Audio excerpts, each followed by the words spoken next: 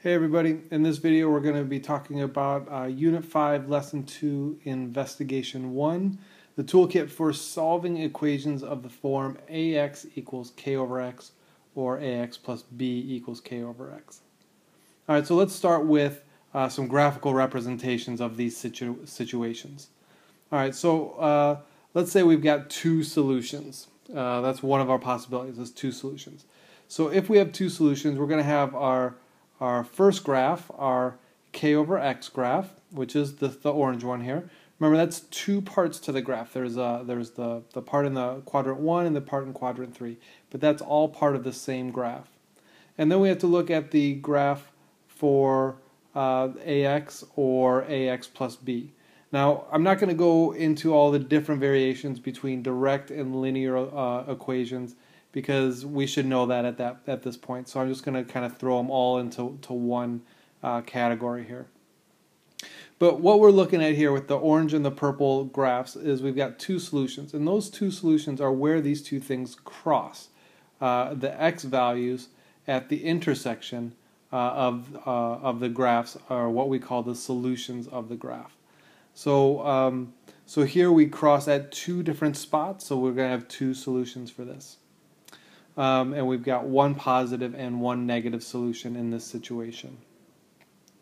Now we could have a different type of two solutions. So if we again have our k over x graph and our linear graph, our ax plus b graph, here we have two positive solutions, because we could see that it's crossing just in the positive quadrant for x, right?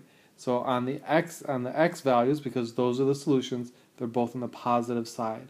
So that's why we say we have two positive solutions. And then of course we could have our graphs where we've got two negative solutions, with the ax plus b crossing in the negative side of the x-axis. So we've got two negative solutions. So those are three ways that we could have two solutions when we're looking at these types of equations, when we've got these two things set equal to each other. Another option is if we have one solution, and one solution looks like where we've got our orange graph, our k over x graph, and we have our linear graph, our ax plus b graph, and it's just happening to be touching at one spot. So it could be anywhere on there, but just touching at one spot, and that's going to give us one positive solution. Or of course we could have the same thing where it's touching on the negative side of the x-axis, and we have one negative solution.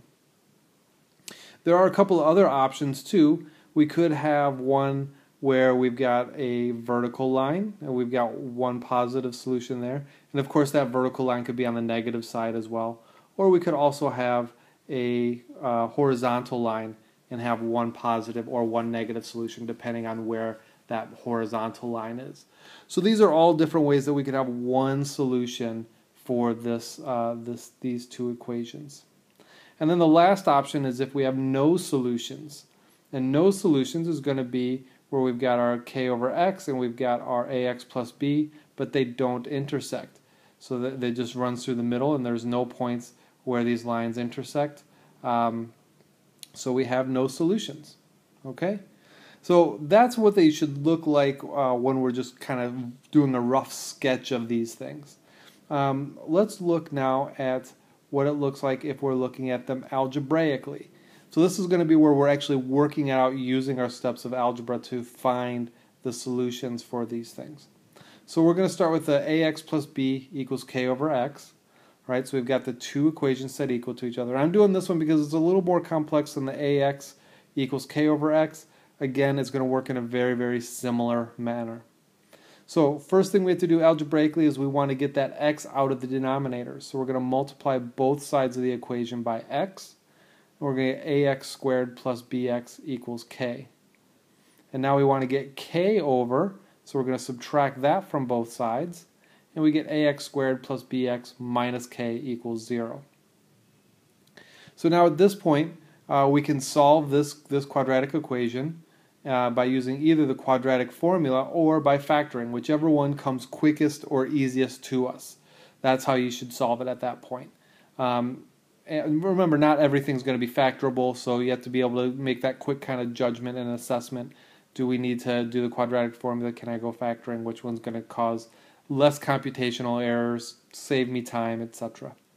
And really, the thing to think about is the x-intercepts.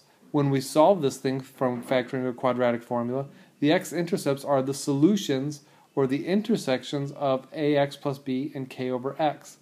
So what's happening is we're creating this new quadratic formula by combining our two original equations, and where that new quadratic crosses the x-axis is the same exact place where those two graphs, ax plus b and k over x, will actually cross each other. So let's look at an example and see how this shakes out. So we got 4x plus 12 equals 16 over x. So we're just going to kind of follow the same steps that we have over on the left in the blue. And we're going to multiply both sides by x. We'll have 4x squared plus 12x equals 16. Subtract our k, or subtract our 16 from both sides. 4x squared plus 12x minus 16 equals 0. Now you may notice that all three of these terms, 4x squared, 12x, and negative 16, are all factors, or all multiples of 4. You can divide all of them by 4. So we can do that to simplify things a little bit. And we get x squared plus 3x minus 4 equals 0. And that one's nice and easy to factor. So I'm not going to go through the quadratic formula, although I could, and it would give me the same results. But I'm just going to factor it, and I'm going to have x plus 4 and x minus 1. Plus 4 and minus 1 multiply together to get negative 4, and they add together to get our positive 3. Set each one of these things equal to 0, and we get x equals negative 4 and x equals 1. Okay, so what does this mean? So here, these solutions are the x-intercepts of the parabola that we just made. They're also the intersections of our graphs. So let's graph this and see kind of how this would look. Now I'm not going to put a scale on here, I'm just going to kind of sketch it out so you can see what's happening here. But this, if we look at 16 over x, we'll have our inverse function, and then we're going to do our 4x plus 12, and that's going to be it's going to be a positive slope. It's going to cross at 12, so we're going to have something that looks kind of like this.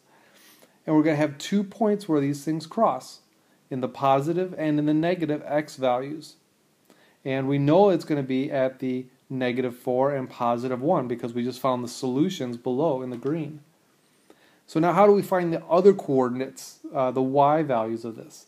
Well, you could take this negative 4 and this positive 1, and you can plug it into either of your original equations. And I would actually say put it into both equations just to make sure that it is correct. So let's try that. Let's put negative 4 into our first equation.